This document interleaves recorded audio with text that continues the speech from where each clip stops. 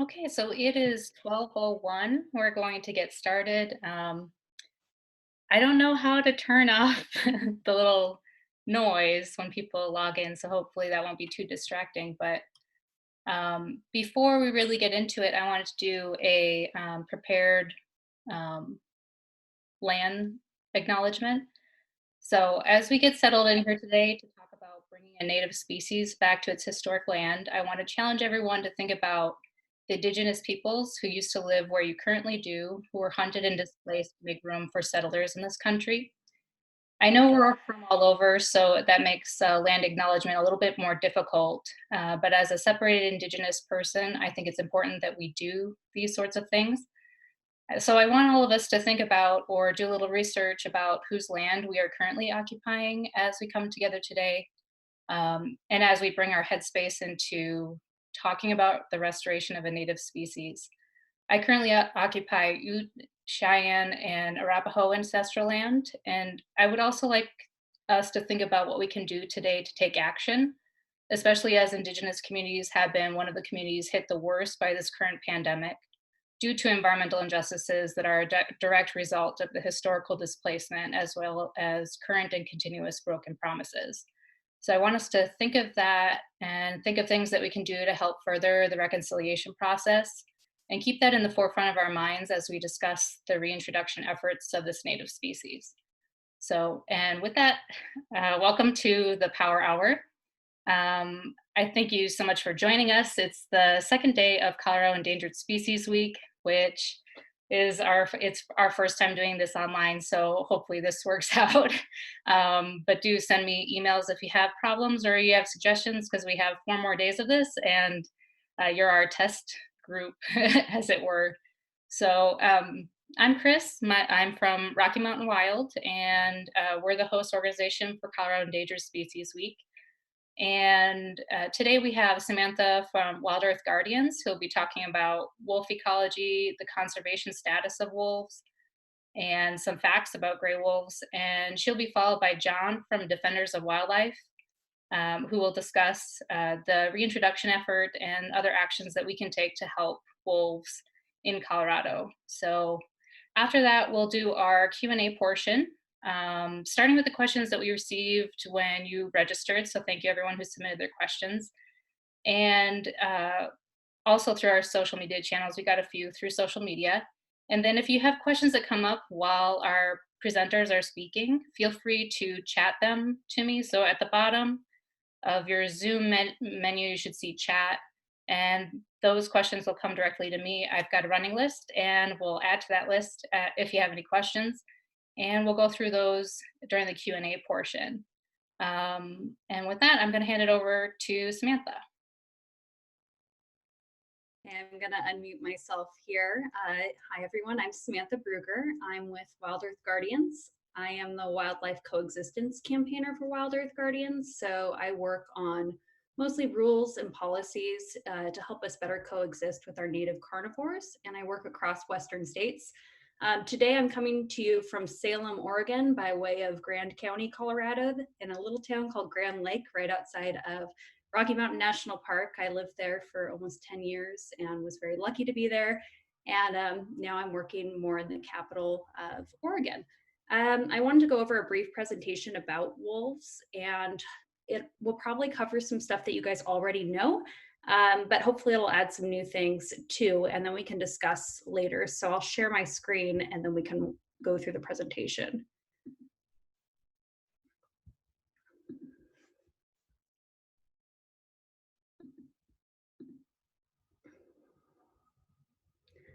Okay, so we'll do an overview, and then John will address a lot of stuff about the ballot initiative in his presentation, so definitely keep that in mind as I walk through mine. I wanted to go over gray wolves, but first I wanted to tell you a little bit about my organization. WildEarth Guardians not only works on wildlife, we also work on wild rivers, wild places, and the health and climate in the West. We're in all the Western states, kind of west of Kansas, from north to south there.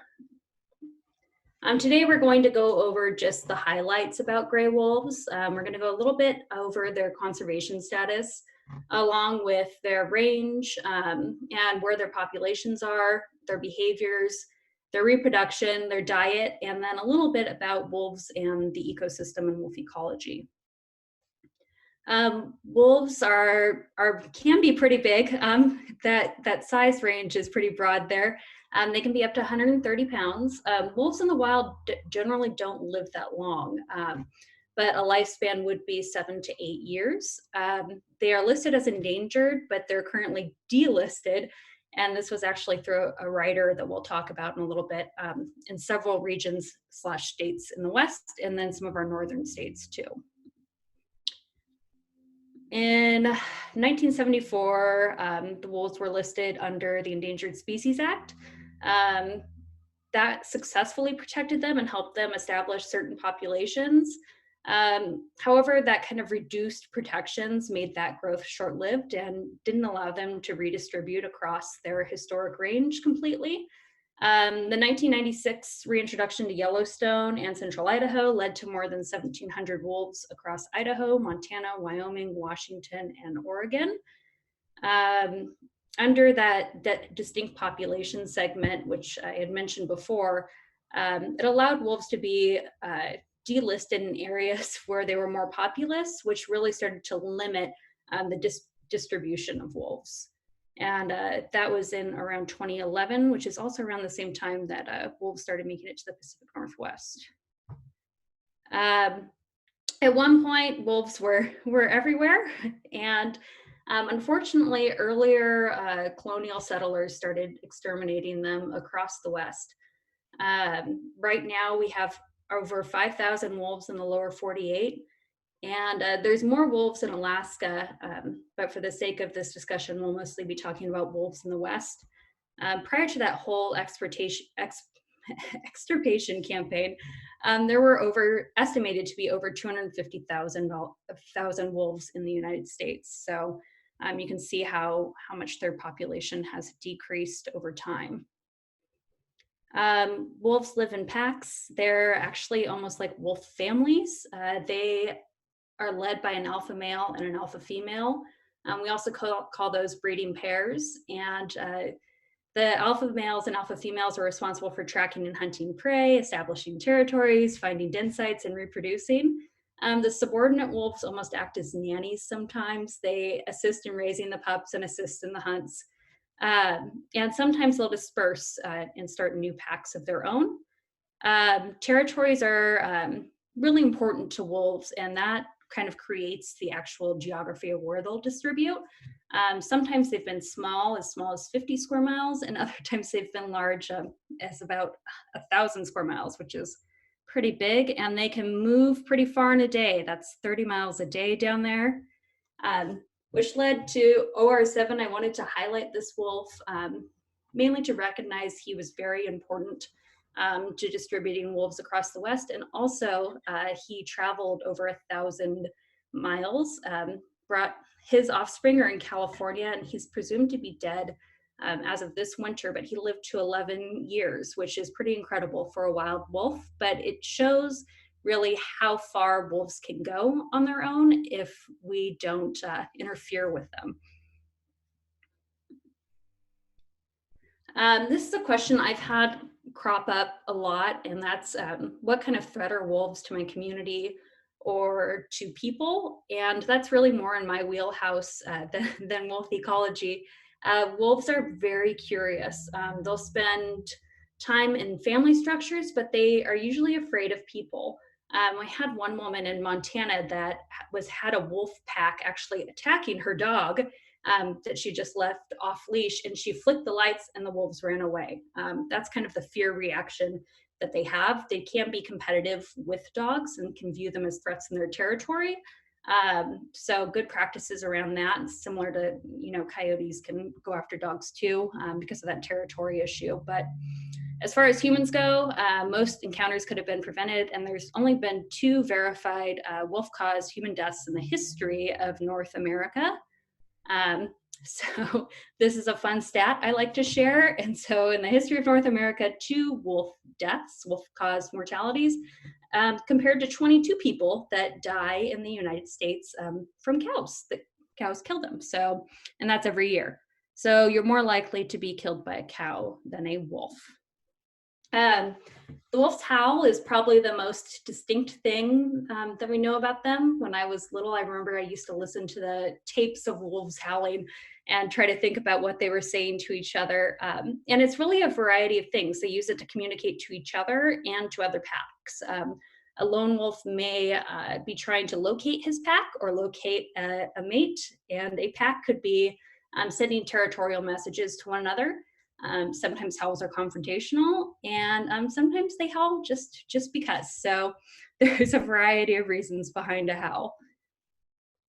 Um, as far as reproduction goes, wolves' mating season is about January through April. Interestingly, wolves at higher elevations mate later in the season, and that makes sense because it's still colder up there. I know my friends in the Northern Rockies are still pretty much in the midst of winter right now. So I think that they compensate that way, which is very great. Wolf pregnancies, they last around 2 months. Wolf pups are pretty helpless when they're born. They're deaf and blind and only weigh about a pound. Usually each litter has about 4 to 6 pups. Around 10 months, young wolves will start joining in on hunts, but they aren't considered that they're mature until about 2 years of age. Um, Wolf's diet, wolf's primary prey is ungulates, or hoofed animals, deer or elk. And I think John will go into this a little more about which deer and elk they're choosing, but that's something important to note. Wolves have been known to consume other small mammals such as beavers or rabbits. During periods of abundance, wolves will eat around 20 pounds of meat a day, but they can survive on very little during periods of scarcity. Wolves have been known to actually not produce pups after a tough winter. So they reduce the need themselves by not having those pups, and they can also vary their intake. There was an interesting study of a wolf who was actually snacking on grasshoppers along a game trail, and he was just eating so many of these grasshoppers. So they are adaptable as well. And I'll touch on this, and I think that John will dive into the benefits that this could have for Colorado in the future. When wolves are eradicated, we started to see a lot of impacts, and these can be tied to varying things, but we see these as trophic cascades, where if you remove a predator at the top of an ecosystem, a lot of times there's that trickle-down effect. In this case, this is a picture actually of the Yellowstone River before wolf reintroduction.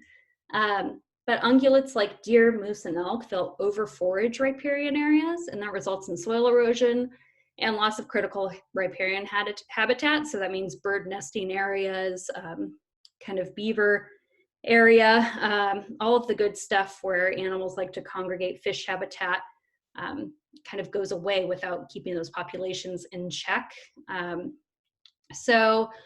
What wolves can do is add to improved habitat. Once wolves come into an area, we tend to see a return of vegetation because ungulates don't want to hang out by a river where they can be seen so easily.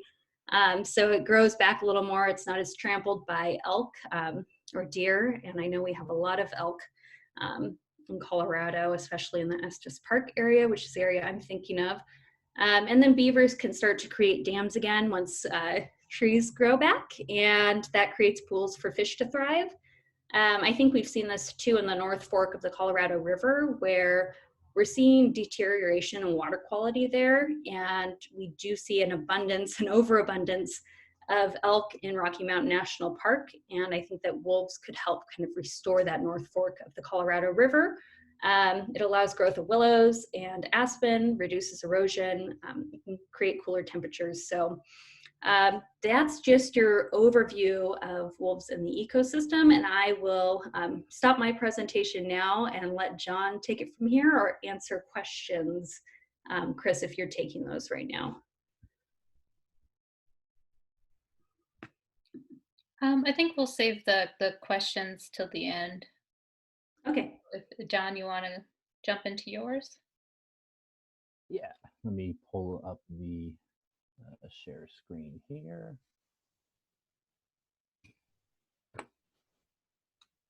Right.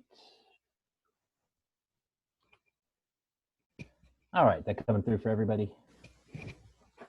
Thumbs up, great. All right, well, thank you everybody for joining us today. Really appreciate everybody's time, especially I know we're kind of in the middle of the day here, and some people may be interrupting their day to join us, so appreciate that.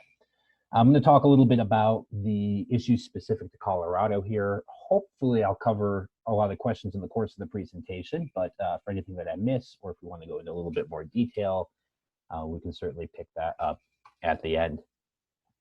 So just quick background on myself. My name is John, of course, as you see right there on the screen. I am working with Defenders of Wildlife. I'm based out of the sort of Denver area out here in Lakewood. And I am working with the Rocky Mountain Wolf Action Fund and the Rocky Mountain Wolf Project on our efforts here to restore wolves to Colorado.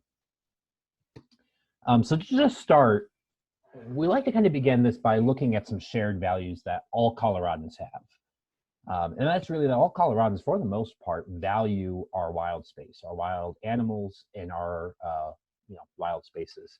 That's a really important part that's certainly drawn a lot of people to Colorado, and is something Coloradans love. But we're seeing a threat to that common value, and that's that the absence of wolves has impacted our natural balance. It's had a significant impact in the way that the Colorado landscape has evolved. So the solution to that, at least in this very specific issue, is to get those wolves back. They're a native part of this ecosystem. This gray wolf is native to Colorado. It's an endemic species that was extirpated, meaning driven out, by the 1940s. It's the last known wolf killed in Colorado. So today we want to go forward. This is all about surging forward and doing what's going to be best for future generations here in Colorado. But looking back first, I want to take a quick look at where the gray wolf used to be. And for anybody who's wondering about this southeast corner, well, let me give you a little bit more detail. There are 5 different types of wolves that you might find within the continental US. 4 of those are gray wolf species. The southeast was reserved for the red wolf. That is the only species of wolf that can only be found in America. They certainly are having a bit of a situation themselves, but we are going to focus on the gray wolf today, of which here in the lower 48, there are 4 subspecies. I don't want to get into this too much, but I kind of bring this up just a little bit because you will sometimes hear folks say, well, they're trying to reintroduce the wrong species of wolf. There is only one species of gray wolf. What we are looking at between these 4 subspecies are small regional differences that really don't have a larger impact on their taxonomy. Just give you a little bit of background there. Now, wolves, I mentioned earlier, they're part of Colorado's history. They are endemic to Colorado. This is a map that was put together after a 1994 congressionally mandated study. And these dots all represent wolf activity from around the Industrial Revolution, around the turn of the 18th, 19th century there. So you can see prior to their eradication in Colorado, they were fairly well distributed throughout the state. Of course, in a reintroduction in today's landscape, we probably wouldn't see that same distribution, but I offer this just so you can kind of see where they used to be once upon a time. And to go into that just a little bit more, the reason we lost wolves is largely due to a government eradication program. The United States decided that it was going to be a lot easier to settle the West if we didn't have predators to contend with. And so we took that 2 million population, and we started chipping away at it in the 19th century. The last wolf was killed in Colorado in 1943. And we started turning things around about 40 years ago. 1973, the Endangered Species Act is passed. That is a really big success. We're celebrating this week. We would not be here without the Endangered Species Act, very simply put. But for a Colorado specific dive, we've been looking at wolf reintroduction for about 30, 40 years. Ever since the conversation began about reintroducing them to Yellowstone, it was also taking place here in the Southern Rockies. The then Department of Wildlife looked at it in 1982, 1989, 2004, and then finally in 2016. Every time the commission did reject the reintroduction of gray wolves into the state of Colorado. And I do want to make a quick clarification here. This is the Colorado Parks and Wildlife Commission that is making this decision, not necessarily the agency itself. That is a political body. That's a governor-appointed citizen board that makes these decisions. So in 2020, we decided we were going to take this right to the election. We've had decades and decades of positive support from Coloradans, yet the agencies were not taking the action we needed. So that's a little bit of the background on why we've gone to the ballot. But this has been studied pretty well in the past. So this is a little bit again from that same 1994 study that Congress mandated. And that study found that the state of Colorado could support about 1,100 wolves, would be sort of what the ecosystem supports. Of course, once you start factoring in, other elements of this, the anticipated growth of population, this report would suggest a range of around 400 to 800 wolves. I don't want to be too prescriptive with this because a lot of what the total population of wolves might be in Colorado is going to be dependent on Colorado Parks and Wildlife future studies and surveys. But this kind of gives you a little bit of a ballpark so that you don't hear numbers that are way out of left field. But if we're looking at why Colorado, one of the important things is that Colorado is a missing link in connectivity. You can see here on that little slice of the map on the left where the wolves are today. If we were able to restore wolves right here along the Southern Rockies, that creates a contiguous population from the Arctic to Mexico, which would of course be great for wolf genetics. It's also great habitat for wolves in Western Colorado. We have really low population density in the western portion of the state, and we have one of the, well, actually the largest elk herd in the United States, around 280,000 elk. So that's a lot of why we want to do it in Colorado. You may already be hearing, though, wolves are already here. Why do we need to reintroduce them? Well, let's take a look at that. These are the 6 wolves that have been seen in the past 20 years. They've been confirmed in the state of Colorado. And you can see that about 2/3 of them ended up being killed. So this is to illustrate that it is very rare for wolves to come to Colorado. And when they do, it's pretty dangerous. Now, we have a couple back-to-back events here. We right now do have a lone wolf that's up near North Park, and we have a pack of wolves up in Moffat County in the northwestmost corner of the state. And that's really exciting. I mean, it's awesome that the wolves are here. I would love to hear some news of puppies this season, start to see those packs grow. But I want to take a look at why that's so difficult. If you look on the left side of your screen, you'll see a little map that's showing suitable habitat for wolves. And you'll notice there's a nice big gap right here where where the wolves are coming from Wyoming. This area here is largely known as the Red Desert. That is a flat, very open terrain. Wolves tend not to like being so exposed, and especially so because if you look on the right side, this blue area represents the portion of Wyoming in which wolves can be hunted indiscriminately. They're treated as varmint in that area. That means that they can be killed without license, by any means necessary, and in any numbers. So for wolves to survive in that open country where they're persecuted is very, very difficult. And this is why in 25 years since the reintroduction of wolves in the Northern Rockies, we now have wolves in California, Oregon, and Washington, but they haven't made it to Colorado. And that's a lot of why we believe that a reintroduction is necessary to restore the population of Colorado. Of course, there are some other factors to consider. One of which you'll often hear is the impact that wolves will have on our elk population.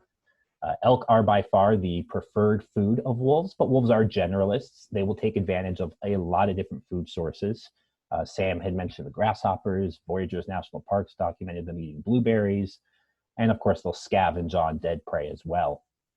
But if you want to just look at population goals, and you can see right there the 1995 populations versus 2018 populations. I also have a graph here that's demonstrating how the harvest of elk for hunters has measured over time. And the impacts have been relatively minor. It would be too much to say that wolves don't have an impact on elk. Of course they do. But those impacts are not decimating elk herds. In fact, in many cases, we are seeing elk herds, the population, improve when they are in the same areas with wolves. And that's largely because wolves are selective hunters. That means they tend to go after the weak and the sick, and that's simply because they're easier to catch. A really healthy elk in the prime of his game is going to be a tough animal to bring down, but a sick, diseased, old, lame, anything like that, it's going to make it a lot easier. As a result, only the strong survive to pass on their genetics, which improves the overall herd of the elk or cervid population. You can quickly see here too in Yellowstone, selectively, the wolves are taking much older elk than we are seeing from human control. Now, looking at cattle, this is the other side of the coin. So the biggest impacts wolves are likely to have humans is in terms of the elk hunt and in terms of cattle population, livestock really. But I took a quick look here, and just looking, each one of these dots represents a pack in the Northern Rocky Mountains in 2015. So running the cattle inventory of only those counties compared to the wolves, we're able to see that those cattle have a predation risk of about 0.009%. This is a very, very low risk. An important caveat here is that this is all based on the reported confirmed losses from wildlife services. Of course, there are likely more losses than were being reported right here, but I think this gives you a pretty good idea. Even if you multiply that 0.009% by a factor of 10, you're seeing that the risk to wolves is very low. The vast majority of livestock losses are weather related or to illness and malady like respiratory disease. And just a quick note, Defenders has been involved in compensating for those losses for decades. We started the Wolf Compensation Trust in 2009. We retired that in 2009 as soon as federal funding became available, and a lot of compensation programs were now able to be funded. And we transitioned that program at that time into a loss prevention program to really start putting the money into tools to make sure that those losses never happened in the first place. This slide is just very brief. It's just showing you how those payments have been paid out to the different states over time. Overall, it's about $1.1 million was spent in this program in that 30-year period. So ever since then, we've been working on a Wolf Proactive Fund. And that's really because it's more than just paying somebody for a lost animal. I'm sure we can all imagine how hard that must be to think, you know, how callous it must sound to say, oh, you've lost an animal, but here's the money. What's the big deal? We don't want those animals to be lost in the first place. You know, the idea is that when the wolf is returned to Colorado, they're going to play their natural ecological role. However, we know there will be conflict with some livestock, very rarely, but it is likely to occur. That's why compensation is important, but more so, we want to really start focusing on these non-lethal tools and techniques. There are a variety of tools and techniques that can be utilized that can discourage predation of livestock and that can improve the health of the livestock as well. I'm not going to spend too much time on here because it is a lot. There is no magic solution. There's no one size fits all. This takes a lot of work. It's not necessarily just put up some flattery and your problems are solved. You need to work with your herd. This often requires working with agencies as well, like wildlife services, and installing a variety of these to protect your operation. So it needs funding. And that's a very important component that a lot of the coexistence groups, such as Defenders and our partners in the coalition, are taking an eye at and looking at. I can get more into that in Q&A or privately by email if you are curious to learn more. But we don't want to do this alone. We want the help of wildlife services. These are the experts who are out there evaluating livestock compensation losses, who are really keeping an eye on things. So we were successful, Defenders of Wildlife, in getting $1.3 million congressionally approved for wildlife service to hire a new team of non-lethal specialists in 10 states. That means we now have wildlife service agents who are not allowed to lethally remove animals. They must go through the non-lethal tools. Of course, it's not to say the agency doesn't still have that option. It's just that these individual agents will not. So I mentioned earlier how this has been polling. We've done a number of polls over the past decades, and they've been fairly consistent. Typically, we're seeing around 70% or higher statewide support. The most recent was a Colorado State University poll. The metrics on that were actually just published a few days ago if you're curious to learn more, but we're finding broad support. We have heard a lot that this is a front range versus west slope issue, but that has not been reflected in the polling. This is not the divisive culture wars that the media will have you believe. If you believe the polling, this has got pretty strong broad support. But of course, we'll see how it all shakes out in November. So just a quick look at what this ballot is going to do. A few specifics pulled right out of the language. It's going to reintroduce wolves by December 2023. But from there, everything is up to the Colorado Parks and Wildlife. They are the premier agency who's going to manage this. They will conduct public hearings. They're going to be doing some statewide surveys and studies to determine how many wolves would be released, where they would be released, and how that release would happen. What the language prohibits is any resource restriction on private landowners, and it says that we must create a compensation fund to address those rare but inevitable circumstances. Finally, you may have heard a little bit about Senate Bill 121, which was introduced by Carrie Donovan of Vail into the state Senate. This was a attempt to legislatively reintroduce wolves right out of the legislature. It was something that initially we weren't super thrilled with the language, but we were really happy to work with some of our opponents and try to draft a comprehensive, strong bill. Unfortunately, with the outbreak of COVID-19, these efforts were put on halt.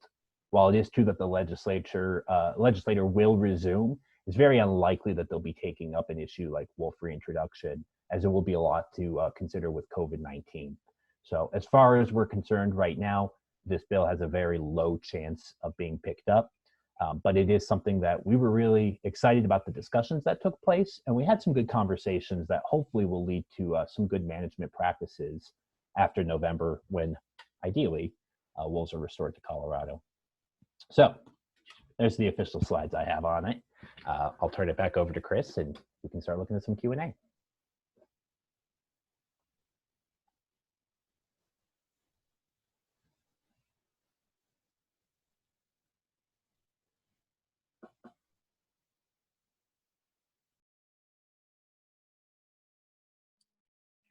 Okay, so the first question we had was from Ezra, age 6.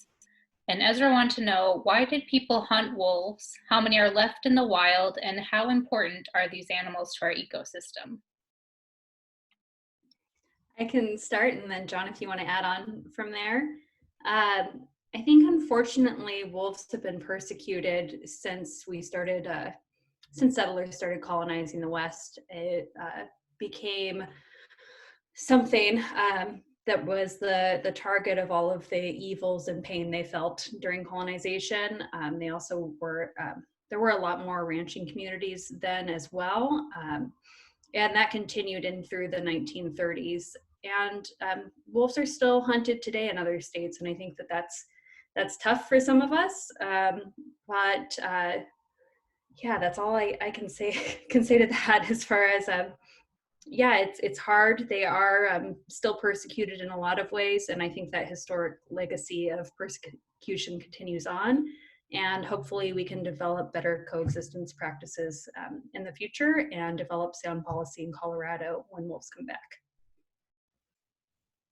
Yeah, I'd just add, there's a cultural component as well that's evolved out of that history. And if you just consider that when most of us first hear about wolves, it's through a fable like the Three Little Pigs or Little Red Riding Hood, or one of these bits of folklore that condition us to believe that the wolves are evil or monstrous, whatever the case may be.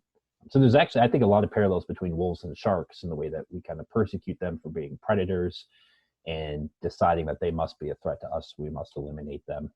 But modern study in science has indicated that's not accurate. So that's a lot to do with why we're trying to restore the populations now. Yeah, and Ezra, I would recommend Living with Wolves. They have a website that has a lot of information for kids, and you can share it with your friends, and it'll have a lot of good stuff for you. Thank you so much. The next question comes from Susan. Susan asks, what are people's worst fears about the reintroduction of the wolf into Colorado, and how valid are they? John, I'll let you start with this one. All right. I think people's worst fears are probably that the wolves will be a direct threat to human and pet safety. Sam went over that quite a bit in her presentation, but I'll just add a little bit to that. We have 2 confirmed fatalities in North America in 100 years from wolves. That's a very, very low incident rate. So obviously any wild animal has the capacity to be dangerous, but that's not their native state. And in fact, we've learned that while wolves will compete and often kill dogs, typically that interaction is instigated by the dog. The dog will pursue the wolf, and the wolf will turn and retaliate. And being equipped as it is, that fight tends to go in favor of the wolf. So there's not a lot of validity to the human and pet safety. However, there is some validity to the livestock, which hopefully I've addressed a bit in my presentation. I'll just quickly say that, yes, that is an impact. What I would say is that wolves are not an impact to the livestock industry, but they are an impact to an individual, because 1 or 2 losses can be significant for an individual. And that is why, while statistically those risks are low, we want to take those individual incidents very seriously and be able to respond with a lot of the tools I kind of talked about to make sure that doesn't happen again. Yeah, I would say what I've heard too, and I know the Grand County commissioners even came out against wolf reintroduction, and 2 out of 3 of them are ranchers. So I think that is kind of this myth that's perpetuated in that community, that the wolves are going to ruin everything. I went to a presentation in Western Oregon, and they were discussing about in Idaho, ranching was changed forever. Wolves are the most terrifying thing in the world to any rancher. And that's just really not the case when you look at the numbers. And we've also seen so many successes with non-lethals and people participating in non-lethal programs. It's more of the folks that aren't as active with their cattle that tend to see more of that depredation, that don't take the proactive measures. And there's a lot of financial and technical assistance for those too.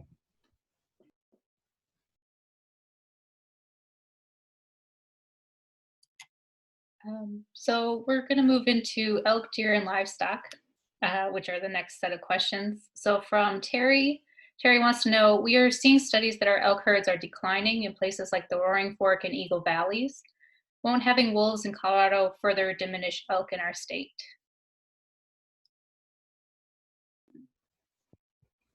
Go ahead, John. No, if you got something. No, I think that something interesting happens or has happened when wolves re-enter an area, and that's that the ungulate numbers seem to redistribute and stabilize. So while some regions may be seeing declining populations, some areas also have sickly overpopulations in Colorado. So we see elk herds kind of move and also become healthier. And we don't see a dramatic drop. And there's definitely not been a drop in elk harvest in the other Rocky Mountain states. So as many elk that have been killed since before wolves are still the same number of elk that have been killed by hunters after wolves. And I sent a toolkit to Chris, and she can share that with you guys, that has a lot of questions and answers about hunting and stock growing on there, and some other resources. Do you want to add to that, John? Yeah, I would just say ecosystems are complex. This is a really important caveat that I think sometimes everybody needs to take 2 steps back and just remember there is so much more we don't understand about an ecosystem than we do. Unfortunately, you don't learn these things until they've passed. So these studies take place after the effect. We try to understand why these changes have taken place. So it's true that we have seen a decline in elk herds in the southern portion of the state. One thing I'd say it's really important that everybody remember with this reintroduction effort, if anybody has told you that the wolves are going to be released in a certain location, I don't know where they got that information. It's not true. That has not been determined. Basically, what we're asking in November is we're asking Coloradans, do you want to see wolves in the state again?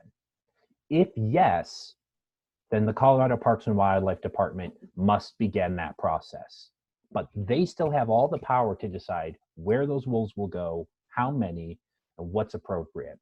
So I mention that because if they determine that according to their environmental impact survey, that wolves would be a detriment to that southern elk herd, then it's unlikely that the wolves would be reintroduced into that southern region.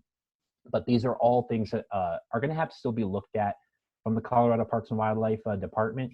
What I will say is that wolves are native to the state. Wolves and elk evolved alongside each other for hundreds of thousands of years. This is not the same case as introducing an invasive species where the ecosystem kind of really gets messed up because of that. This would be returning a species that the elk have evolved responses to. So I wouldn't anticipate that you would see much impact. I can't say you're not going to see any impact, but that impact's probably not going to be very significant. Yeah, and I would add to that too, that wolves will start checking kind of the other predators in the area. So wolves and cougar can actually, control each other's populations or check each other's population, and then especially wolves and coyote. So that's something where we see a lot of coyote depredations on livestock. So I think that that population can be balanced a bit. And I also wanted to say it feels like we do talk about hunters and ranchers. I don't think that they're all the same, and I don't think that all hunters or all ranchers have the same concerns or are anti-wolf or pro-wolf one way or the other. There's an organization that does some really good work with this in Colorado called Rock Bottom Ranch, and it's in Basalt, and they actually do all of these wildlife friendly, predator friendly non-lethals, and we'll walk you through how they manage a bunch of livestock up in the Rockies, and they've had a lot of success there. So if you guys want to ever learn more about what's working, that's a great place to visit. This next question comes from Chelsea. Chelsea asks, I have heard that a large majority of livestock killed by wolves usually occur on public land. Is that true? Yes and no. I mean, some of those losses are on public land, some of those losses are on private land. What I would say is that a lot of ranching in the West, and I want to be very specific too, for anyone who's not familiar, when I'm saying ranching, I'm not talking about the feedlots. We're talking about typically family-owned operations that utilize a lot of public lands for grazing. So you'll often find BLM or forestry land that is turned over for grazing. An individual will have a permit to graze that land. And so that's a compact between public and private. It's still considered public land, but it is being leased by a private entity. Because of the fact that, I mean, this exists because it would be almost impossible for any single family operation to raise cattle or livestock on land that they own. It's just too cost prohibitive. So this is almost a form of subsidy that keeps the product cheap for the consumer. Anyway, without getting too much into that, the idea is that a lot of the public land is used for grazing. And so as a result, that's where the cattle are. That's where these incidents often occur, but they do occur on private land as well. Yeah, and I would add that again, it varies between who's grazing. We've had a couple bad actors, and we've had some people that are very respectful of the land. In northeastern Washington, we've had 26 wolves killed on behalf of one grazing person out of I think it's 29 total in the state. Most of them were killed for one grazing allotment on public lands. And in other areas where people have implemented non-lethals, we haven't seen that as much. So again, it kind of depends on the actor and how they're managing their herd as well. This next set of questions comes from Lucian. Lucian asks, what are the target population numbers for the game management units in Northwest Colorado? What is the projected impact on deer? What is the cost to the state of reduced hunting tag sales as the deer population drops and the hunter success rate drops?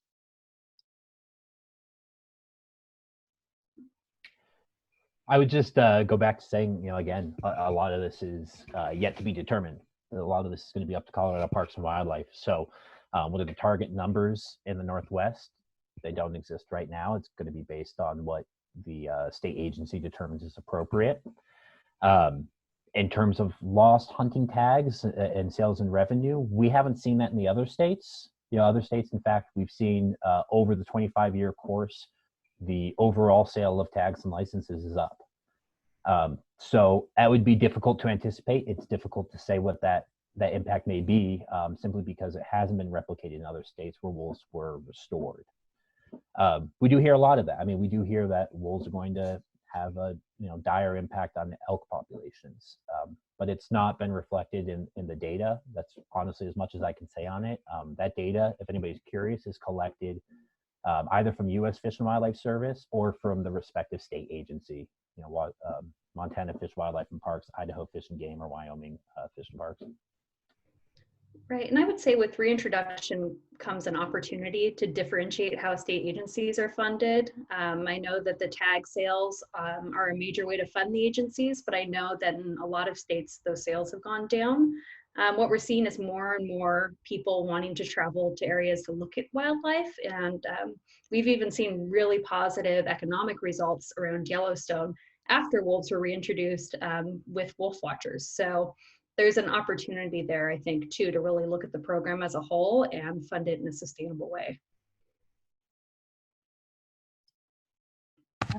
This next question comes from Teresa. Teresa asks, how does one address concerns from ranchers and hunters about impacts to elk and livestock from wolf reintroduction in Colorado?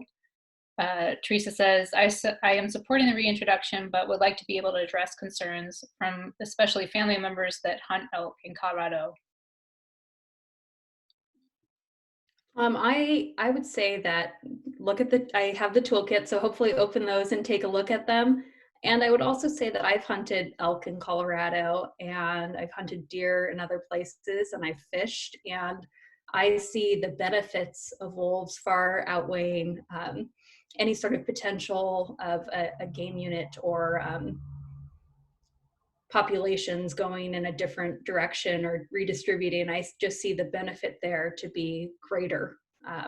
So I hope that if you share those toolkits, they're able to see the numbers, really see how populations have been impacted in other states, which isn't much. And I am hopeful that we can start sharing some facts with our friends in the livestock and hunting communities. I'm going to add and try not to be too long-winded, but I think this is a really big one. And what I want to say first off, I mean, this goes for any kind of debate, discussion, whatever it may be, but respect, of course. You have to be respectful of views that are not your own. And understanding, I mean, a little bit understanding that this is really not so much about the facts. The facts, when people have deeply ingrained beliefs, the facts don't sway them. So coming at this hard with data is unlikely to change the mind of anybody who's deeply rooted in their belief. What I would honestly say is if they're deeply rooted in their belief, don't try to change their belief. Just offer your perspective. What you're doing is you're discussing your values. And your values may be different, and that's okay. That's perfectly acceptable. But I think what's been missing from a lot of this, you know, we always kind of make fun of it as the wolf wars, which is what's taken place for nearly 30 years. The wolf wars doesn't work. Us versus them doesn't work. So it requires, I think, a little bit more compassion and understanding for the other person's perspective, patience on our own part, and of course, a willingness to change our perspectives, you know, and a willingness to receive input. It's difficult. You know, what I would say is if you're really looking to, you know, rally support around the vote, you want to look at the undecided. You know, that's really where your energy is going to be better spent. I'd say when it comes to people who are staunchly opposed to wolf reintroduction, the best thing you could probably do, my recommendation would be to help get them familiar with the different non-lethal tools that they can start utilizing, and trying to approach that in a way where it's, you know, it's not the greenie urbanite environmentalists who are telling you to do this. A lot of these programs are managed and run by ranchers who did it because they saw a need and they saw that these solutions were effective. So don't take it from me, don't take it from another environmental group or whatever. Take it right from the ranchers who know, and hooking them up with those resources and really just trying to show that we're still going to support them. We're still going to help them. We don't want anybody to go out of business because of this. We don't want people to lose their livelihoods. But, you know, there are different cultures and we have different values, and we're going to demonstrate that, you know, through a democracy, through our election. We just want to make sure we don't leave anybody by the wayside as we go. Yeah, I think it's really important to keep the conversation open and to allow the dialogue to continue. If you're advocating for people or with people who are staunchly opposed, leaving the conversation open is important, so they can kind of find their own way along the line, and also come back to you if they have questions or need more help working around it. That openness is good. And yeah, sit down, have a cup of coffee before, you know, hitting Twitter. That's important.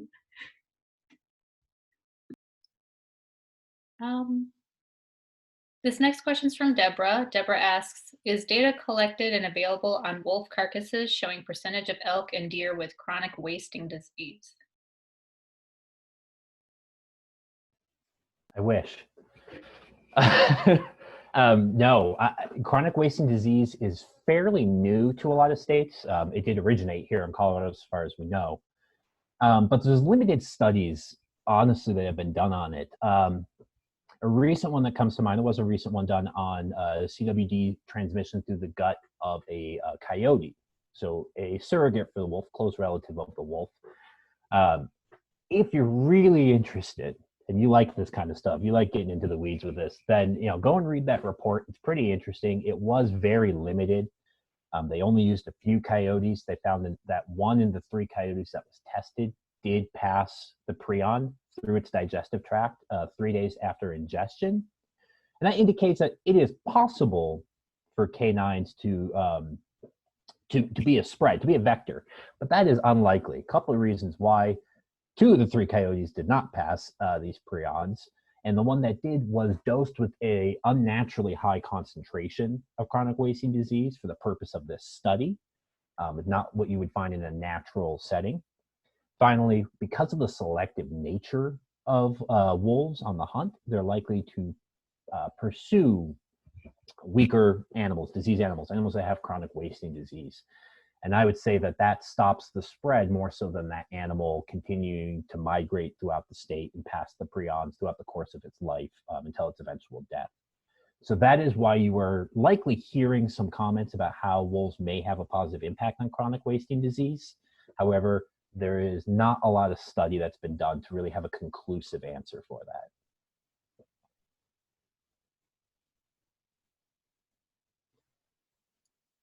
Okay, the next set of questions are going to be on reintroduction, specifically.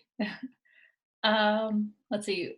From Molly, Molly asks, what resources are needed to ensure the environment is protected to support habitat as population grows and there are more wild and urban interface areas?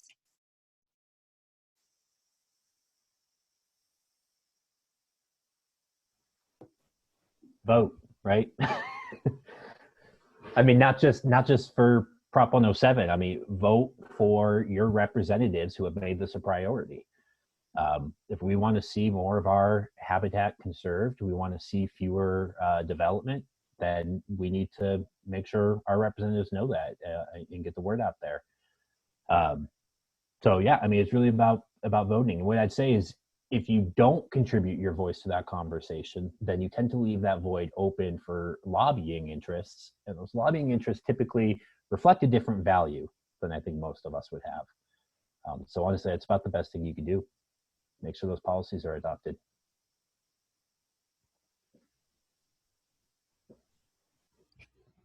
Okay, Chris and Terry both asked, why does CPW keep rejecting the reintroduction plan? I think that John touched on this earlier, that the commission is politically appointed. And in Colorado, interestingly enough, certain seats are held for different interests. So there's actually agricultural, even oil interests on the commission. So it may not be necessarily reflective of what the actual employees are doing. And John, I think you might have more detail on this as far as past recommendations from staff. So I'll turn it over to you for that. Yeah, that's the core of it. It's that this is a politically designed body. It is a citizen board of 11 members. See if I can pull it up right now or not. I'm trying to remember exactly what that breakdown is. One of whom is an outfitter, 3 are sportsmen, 3 are recreationists, including 1 from a nonprofit. And then you have some ex-philia members, the Director of Natural Resources and the Director of the Colorado Parks and Wildlife, who are non-voting members. But essentially, there's an outsized interest weighted on the commission for hunting and ranching groups. And so we tend to get policies that come out of the commission that reflect those interests. And historically, that has been a kind of anti-predator stance. It's been against the reintroduction of wolves. So the biggest one was in 2016, where they were very specifically rejecting a proposal to reintroduce the Mexican gray wolf into Colorado. Prior to that, what was on the books was the 2004 working group of wolves, which determined a policy for managing wolves that come into the state on their own, but it declined to weigh in on reintroduction. So effectively what we have is a history of strong public support from Coloradans wanting wolves and a political body which has rejected that interest. And I would say that's a lot of why we have taken this to a vote. You will often hear people complain about what they call ballot box biology, saying it's not appropriate for these things to be decided in a political manner. I would, of course, respond in saying it has always been handled in the political matter. This, in particular, this issue, again, is about our values. We are leaving the science and all those specifics up to the professional agency. We, as citizens of Colorado, are just deciding whether or not we want to take that action. Right, and I think that extractionary interests are disproportionately on the commission. So it's not, the commission is not demonstrative of Colorado's values as a whole. And I think that taking it to the ballot gives us the opportunity to have a level playing field as far as bringing wolves back or not. The next question comes from Zoe. Zoe asks, if wolf reintroduction goes ahead, what are the plans for public and private landowner outreach and communication? While many people may would love to see them back, there seems to be a lot of uneasiness and sometimes misunderstanding of the species. John, I'll let you lead with that one. All right, yeah, absolutely. I mean, outreach is going to continue forever. I don't see that ever stopping. But one thing I definitely want to highlight is we conducted this past year. We've done these these have taken place in California, Southern Oregon, a number of places, but we call them the Ranching with Predators workshops.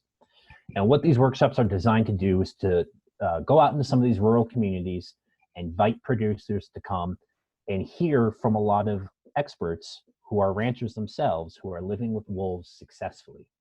And so what we're trying to do is connect them with each other, try to connect these resources, and get folks basically set up with non-lethal tools and techniques that can start learning, experimenting, and exploring these options.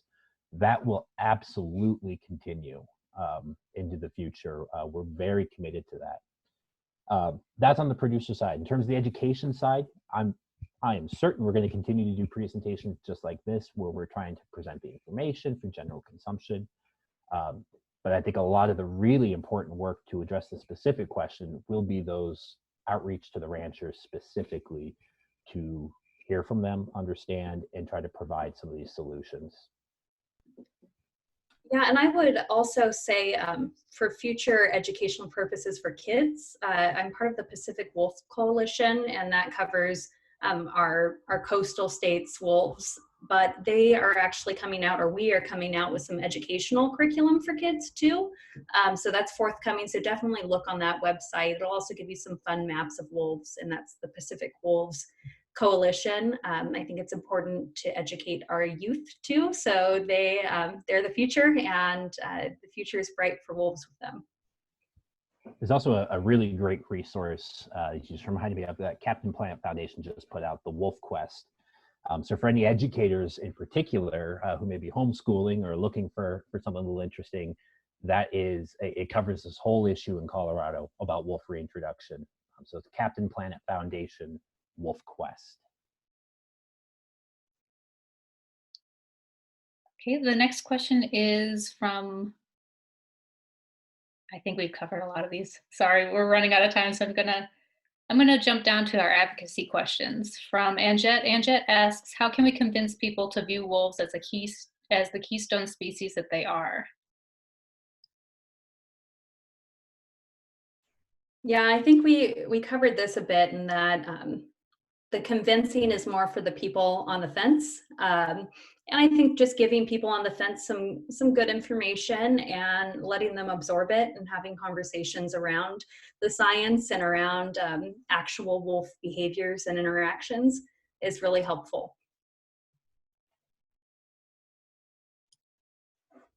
Okay, the next question is from an anonymous person on the chat.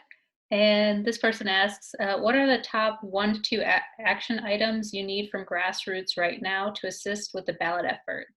And the same question for SB 121. Is there anything that's needed for grassroots communication? Fundraising, like always. Fundraising is always a huge need, you know, but that's, I mean, $5, you know, asking for, and honestly, it can be this simple. If you just call up your friends and family and just say, hey, you know, do you have $5 you can chip into this? Those small scale donations can turn into a snowball that can really make a huge difference. We have about 170 days between now and election, and there's a lot of work to do. But beyond that, other things we can be doing right now, letters to the editor, especially if you happen to see in your local publication a claim that just seems really out there, and you have concerns about it. Getting our voice out in the media is really important right now. But I would also encourage you to get in touch with the Rocky Mountain Wolf Action Fund. You can email me directly as well. I'll try to get my email provided if I don't have it publicly otherwise. And I can try to get you hooked up with some of these resources. We're trying to gear up and do as much as we can. Obviously, this pandemic kind of threw a curveball in public events, but we are still looking to do a lot to kind of get the vote out, get out the vote, get the word out, and you know, just make sure that your friends and family know the facts, dispel the myths, make sure they know what they're voting for. And I would add to that that fundraising is really critical too, because agricultural interests and hunting interests are already very well funded. So they are ready to mobilize, and they've been ready to mobilize, and they show up in force. So I think that if you're a wolf advocate, participation and fundraising are critical. And I think that not stopping is important too, you know, continuing that participation, not just a one-off, but continuing to show up, going to Colorado Parks and Wildlife Commission meetings. Because again, every other extractionary interest is attending every single meeting. So if you have one in your area, show up and let your voice be heard as a wildlife advocate. Great. I think the other questions have been covered for the most part. So I'm sorry if I didn't read your question, but I think we got to them. If you do have further questions or you feel like yours wasn't answered, feel free to email me and I'll reach out and get those answers for you. And I wanted to thank everyone for coming, and especially our speakers, John and Samantha, for making this all happen. Is there anything you two want to say before we close it up? So make sure you're getting your 8 p.m. howls in. Yeah. Great. I like that. Yeah. Great. Well, thank you all so much. And if you're interested in more of the Colorado Endangered Species Week, just go to the website, rockymountainwild.org, and all the information's there. And I'll be posting all the resources that from this Power Hour on our Facebook event page. So check that out. If you heard anything that you wanted to know more about, we'll be posting it there. So thanks, everyone. Thanks all. Take care. Bye.